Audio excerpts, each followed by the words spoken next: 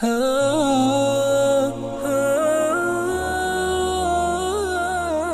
alaikum, everybody. Welcome to the Muslim Teens, Deen, and Everything in Between podcast. So this is a new podcast. This is our first episode. We just started, and the goal of this podcast is to help Muslim teens understand their religion better. We want to help Muslim teens who don't really know that much about their religion and kind of help them and guide them through what Islam really is. And also, we want to put to rest some misunderstandings that you might have about Islam. So, assalamu alaikum, everybody. This is, we are the, you can say hello. We have Hassan, Saad, Zafan, Osama. Assalamualaikum. Yeah, so pretty much in these podcasts, we're going to be talking about some different topics about Islam, and we're trying to be helping you understand a little bit more about them. And also, we're going to be talking a little bit, a couple things that about Islam that are misunderstood. So we're going to get into that a little bit today. So actually, today's topic of the podcast is, why is Islam so misunderstood? And that's kind of what we're going to be discussing today. So who wants to start off? Why is Islam so misunderstood? I think because of the media, they portray it in some bad ways sometimes. Yeah, so in the media, okay, that's true. So you're saying like, it is in the media, you do see Islam portrayed in some different ways. But also, if you even just think about like history, a lot of times we're taught that like people don't really know about Islam because you don't really learn about it when you're little. Like, for example, when you're talking about history, people think, at least in the West, that like our history is the history of Christianity in Europe, when really, our history is the history of people on Earth. I heard a quote like that recently. So that's what probably maybe another reason why Islam is kind of misunderstood. Yeah, especially like for adults, history is correct. But with teenagers, I think it's mostly more media, with like Hassan said, and not just social media, but I'm talking about the news, which I don't know what most of you watch. Even if you watch the news, Islam is misportrayed. Or if you watch any show not any show, but most shows on Netflix, or even different TV TV channels, they all have different concepts of Islam. Yeah, that's not to say that all TV shows and all movies they like portray Muslims as like horrible people, but a lot of times they don't do it intentionally. Sometimes they don't even do it intentionally. Sometimes it's like stereotypes. Stereotypes, exactly. They don't really have a good. They themselves don't really have the people who are running the shows. They don't really have a good understanding of Islam. So they're just portraying whatever they know about it, and whatever they do know is false. Mm-hmm. Yeah. I also think that the media plays a part because in misunderstandings, because they usually put the negative things more often than the positives. Yeah, and sometimes it's and not to say that the media. Yeah, go ahead. Yeah, not to say that the media only has negative things. It also has like wonderful things for to show what Muslims are doing in a way that's positive. So they'll show they'll say Ramadan Mubarak to Muslims, even if it's not a Muslim channel, right? Al Jazeera, all those channels, they still show the good parts. But with that, there's also the bad parts, right? Yeah, there's also yeah. So let's also talk about some of the misunderstandings that people have about Islam. What are some of the misunderstandings? What do people think of when they think of Islam? We're talking about somebody who doesn't really know anything about Islam. What are like the first things that come to their head? I think one of the first things that come to their head are like when they think of Muslim is some guy wearing like a turban and wearing religious clothes. Yeah, the stereotypes. It's not true at all. Like a beard, and there's some type of they're a Middle Eastern man, and they're wearing what do they call it? They call it a dress. Yeah, they call it a dress. They're wearing a white dress when it's not a dress. But yeah, so that's the main concept. When they think of a Muslim man, they think that image comes into their mind. Yeah. So, which is completely untrue, because I saw a video by this YouTube channel called Yaqeen Institute, and it says, and then the person, his name is Omar Suleiman, says that only 20% of Muslims are actually Arab. And after searching that up, after Googling it up, it was actually true. So like there's so many different kinds of people who are Muslim, not only Arabs. Yeah, I mean, the description that you gave, Hassan, there are many Muslims that look like that, but it is true. There, obviously, not every Muslim looks like that. In fact, if you look at it, five of us here, we're all Muslims. None of us look like that. Exactly. Exactly. Yeah. So, what are some other things that people might think about? What are some misunderstandings people might have about Islam? What's like the first thing that comes to mind? I think the first misunderstanding people would have is associating Islam with terrorism. Yes, Yeah. that and that's a huge one. Like it's disrespectful because even us, we don't do that stuff, and we're Muslim. And not only that, but every like person, like every non-Muslim I know, even if they know nothing by some, they all know that one word, haram, right? And if you're doing something completely normal, which is not haram, they'll be like, yo, are you sure you can do that? That's not, isn't that haram? Like, and I'll be like, I'm playing a sport. How is that haram? But and then you explain to them, and that's how knowledge, you like spread knowledge, and they understand from there on. But that's one of the things that a lot of people know Right. and So, think of. okay. So some people misunderstand that word. Okay. So you're saying like people misunderstand the word haram. That's what you're trying to say. Yeah, they Yeah. know the word, but they don't know the I don't entire know what it aspect. means. Yeah. Yeah. And it's actually interesting. And People associate when they think of Islam, the first thing that comes to their head is kind of like terrorism and oppression and extremism, stuff like that. And it's kind of interesting that they think of that because Islam itself is a religion of peace. The word Islam comes from the word salam, which means peace. Islam literally means peace. So Yeah, it's derived from the word peace. yeah.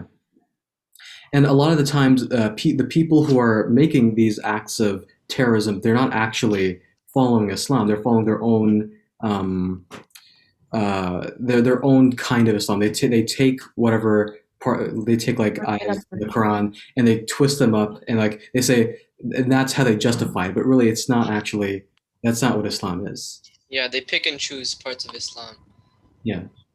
And actually, talking about extremism, since we're on the topic of extremism, a lot of that's also another thing. When it comes to Islam, people think, "Oh, Muslims are extremists." But if yes, they think we pray all night, all day, All day. fasting all the time, when it's not really like that. That it's just, sure, we do those things, but we do it moderately. We don't pray all night. We have a 5-time prayer schedule. We fast like during the Ramadan, and sometimes even after Ramadan we fast. But it's not every day. It's not to the point where what they think. It's not extreme as they think. yeah, so yeah, exactly. In fact, God says in the Quran, He says, "We have made you a moderate community. We've made you a moderate nation." So technically, not technically, in Islam, to be a Muslim, you have to be a moderate person. So in the Quran, you see a direct contradiction between this idea of Muslims being extremists and how Muslims are actually supposed to be moderate in everything that they do. And it even goes, it doesn't matter what it is, Muslims are supposed to be moderate whenever they do. Even prayer, for example. So in prayer, you're not allowed to be praying all night. You're allowed to pray during the night, but only for a small portion. You have to be moderate in what you're doing, right? So that's another example of how of a misunderstanding in Islam. But Yeah. even like, yes, you can't be too extreme, but that doesn't mean you can like not pray at all. Like Exactly. pray 2 salahs a day. Yeah, You can't exactly. be That's like another either this There's side or balance. this side. You have to Exactly. be in the perfect middle. Yeah. So exactly. Thank you, Hassan. That slipped my mind. So it's like there's two extremes. It's either like, for example, if we take the example of prayer, you can't be praying all night, all day, but all at the same time, you can't just be ignoring your prayers altogether. It has to be kind of like in the middle. You have to be moderate. Yeah. Yeah. Mhm. Yeah. That's a good point you brought up, Hassan. Okay, so Islam in the news. All right, so I guess Yeah. I think we've talked about it a little bit. So this is just a kind of like a taste of what you'll get about misunderstandings about Islam. This is just the first episode, but throughout the rest of these episodes during a podcast, we'll be talking more and more about different different misunderstandings about Islam. In fact, each topic will be about misunderstandings people have about that topic regarding Islam. So yeah, that was just a brief kind of taste into what you can expect from the coming episodes. Now let's go on to a news segment, and this segment is called Islam in the News.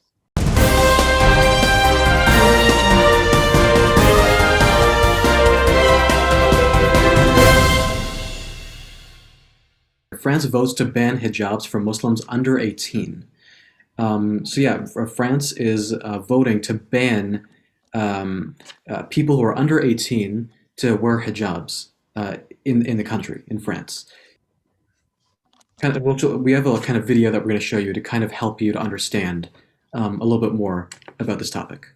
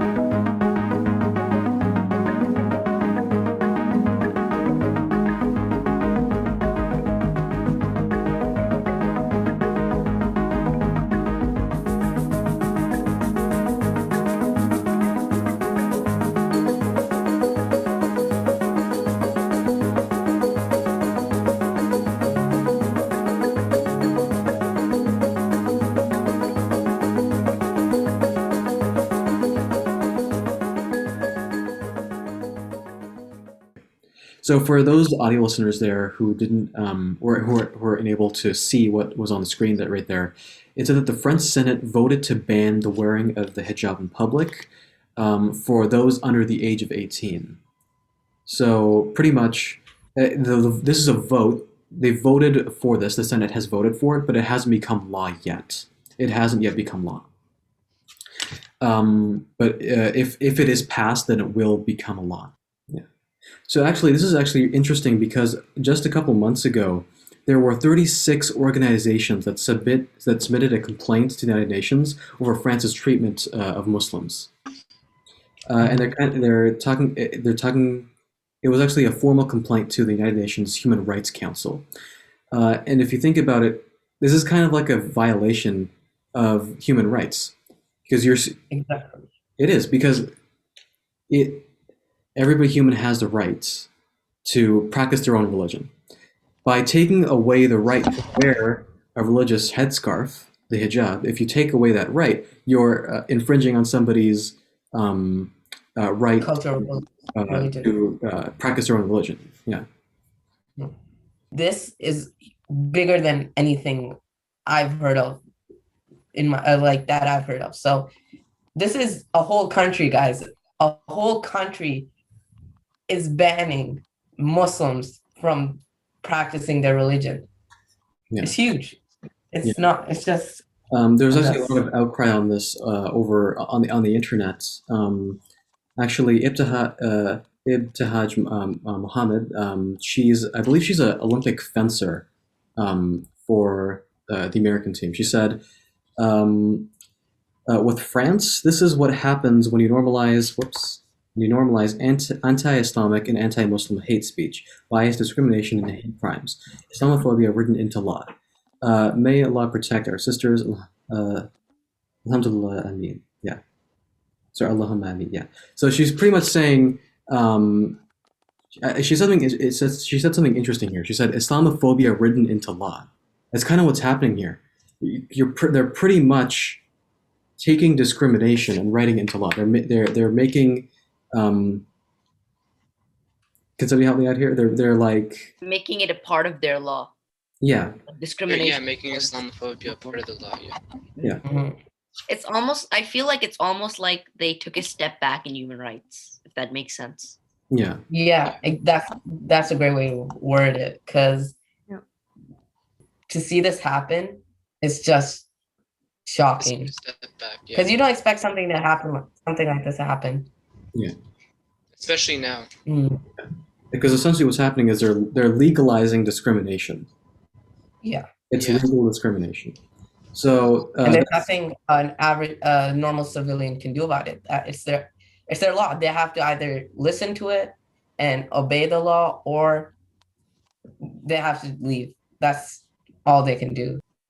So that's all for today. Jazakallah khair, and see you guys next time. Assalamu alaikum.